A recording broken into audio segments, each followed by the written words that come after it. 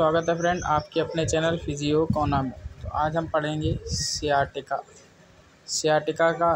आज हम क्या क्या पढ़ेंगे सियाटिका के बारे में, कि सियाटिका होता क्या है, सियाटिका किसके कारण से होता है या किन किन कारणों से हो सकता है, उसके साइन और सिम्टम्स क्या होंगे और उसका ट्रीटमेंट क्या होगा। तो आइए सबसे पहले देखते हैं कि सियाटिका होता क्या है। Sciatica is a set of symptoms that occurs when nerve roots between L4 to S3 on either side of the lower spine become irritated or pinched। यानी कि सियाटिका क्या होता है, सियाटिका सिम्टम्स का एक सेट है, यानी कि इसमें कोई एक सिम्टम्स ना होकर के कई सिम्टम्स दिखते हैं। A group of symptoms is seen in the sciatica. ये कैसे होता है, that occurs when nerve roots, जो कि अपना नर्व रूट होता है। नर्व्स क्या होती हैं, नर्व्स जो कि अपने यहाँ बॉडी में सिग्नल्स को लाने ले जाने का काम करती है। ठंडा गरम आदि चीज़ों को महसूस करने का, दर्द वगैरह के सिग्नल्स को महसूस करवाती हैं, उन्हें नर्व्स कहते हैं। तो इन नर्व रूट्स किस किस नर्व रूट में, L4 यानी कि लंबर रीजन के 4th वर्टिब्रा से लेकर के S3 यानी कि सैक्रल रीजन तक, एक साइड या दोनों साइड में the lower spine become irritated. जो लोअर स्पाइन होती है उसमें कोई भी इरिटेशन आ जाता है, जिसको हम सियाटिका कहते हैं। आइए देखते हैं L4 S3 रीजन होता क्या है। ये अपनी सियाटिक नर्व होती है, ये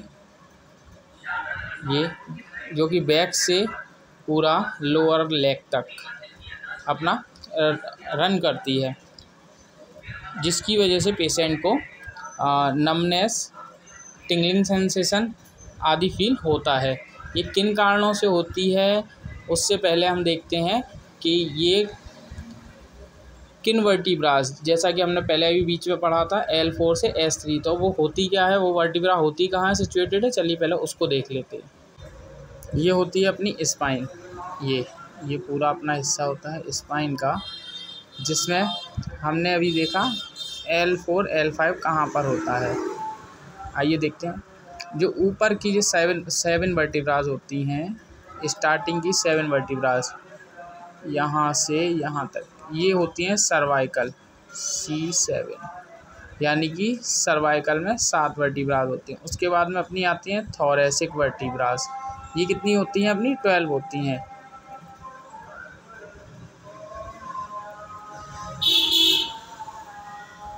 ये अपनी कितनी होती हैं, 12 होती हैं। उसके बाद में अपनी होती हैं लंबर 5,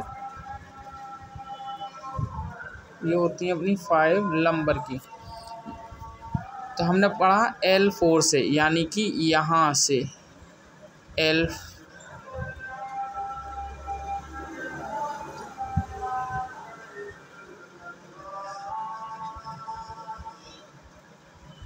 L4 से अपना क्या होता है, L4 रीजन से एक नर्व, जिसको हमने ही पीछे पढ़ा था सियाटिक नर्व जो है वहाँ से रन करती है, जो कि कहाँ तक जाती है, S3 यानी कि सैक्रल रीजन की 3rd बोन तक।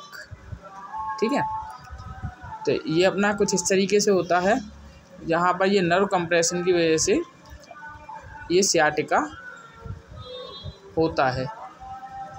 आइए वीडियो को लंबा ना खींचते हुए शॉर्ट में इसके क्या क्या कॉमन कॉज हो सकते हैं जिसकी वजह से सियाटिका हो सकता है, आइए उनको जल्दी से पढ़ लेते हैं। लंबा हर्निएटेड, यानी कि लंबर रीजन में जो डिस्क होती है, कार्टिलेज होता है, उसका हर्निएटेड हो जाना, यानी कि उसका इन्फ्लेम्ड हो जाना, जिसकी वजह से नर्व कंप्रेस्ड हो जाती है। दूसरा होता है स्पॉन्डिलोलिस्थेसिस, यानी कि इसमें क्या होता है, जो अपनी वर्टिब्रा होती है वो वर्टिब्रा अपनी जगह से डिस्प्लेस्ड हो जाती है, जैसा कि यहाँ पर देखने को मिल रहा है, डिस्प्लेस्ड हो जाती है। अगला होता है अपना डीजेनरेटिव डिस्क। डीजेनरेटिव डिस्क क्या होती है, इसमें जो अपनी डिस्क होती है वो झड़ना शुरू हो जाती है, उसको कहते हैं डीजेनरेटिव डिस्क। ठीक है, तो ये मुख्य 3 कारण हैं जिसकी वजह से सियाटिका कॉज होता है। आइए आगे देखते हैं इसके साइन एंड सिम्टम्स। तो सियाटिका के कॉमन साइन एंड सिम्टम्स क्या होते हैं, पेन होता है, इसमें पेन होगा। पेन कैसा होगा, सियाटिका पेन में भी कांस्टेंट और intermittent and is usually described as a burning sensation or a sharp shooting pain।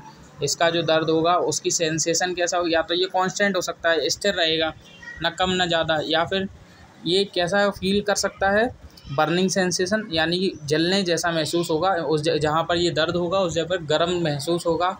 दूसरा होता है शार्प शूटिंग यानी कि तीक्ष्ण दर्द, जिसको कहते हैं चिभने वाला दर्द जो होता है, चुभने वाला, वो हो सकता है।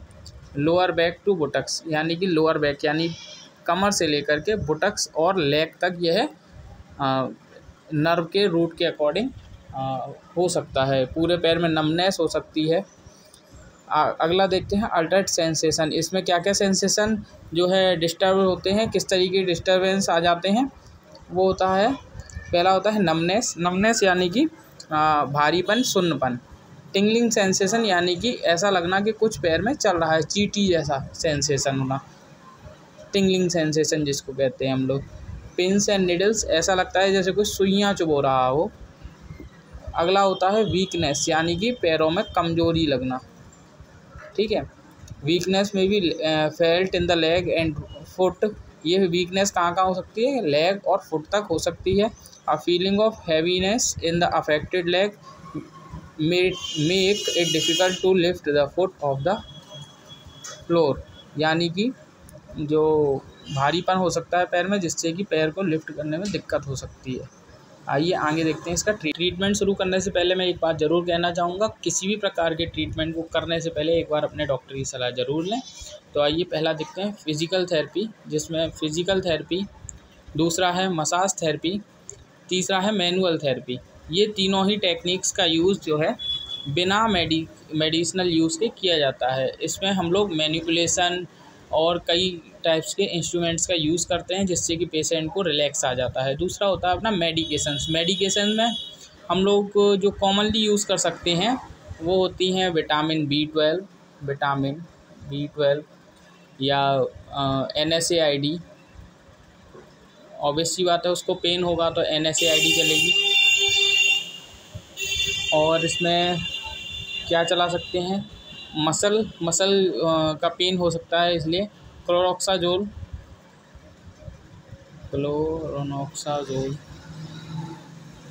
चला सकते हैं। अपना फिज़िकल ट्रीट, और अगर इनमें से किसी से भी अगर कंडीशन वर्स्ट हो जाती है तो उसके लिए फिर लास्ट ऑप्शन होता है अपना सर्जरी। और आइए अब थोड़ा सा डिटेल में पढ़ते हैं फिज़िकल थेरेपी या फिजियोथेरेपी में इसका क्या क्या ट्रीटमेंट है, इसके लिए क्या क्या इक्विपमेंट्स का यूज़ किया जाता है। ये होती है अपनी ट्रैक्शन मशीन। कौन सी? ट्रैक्शन।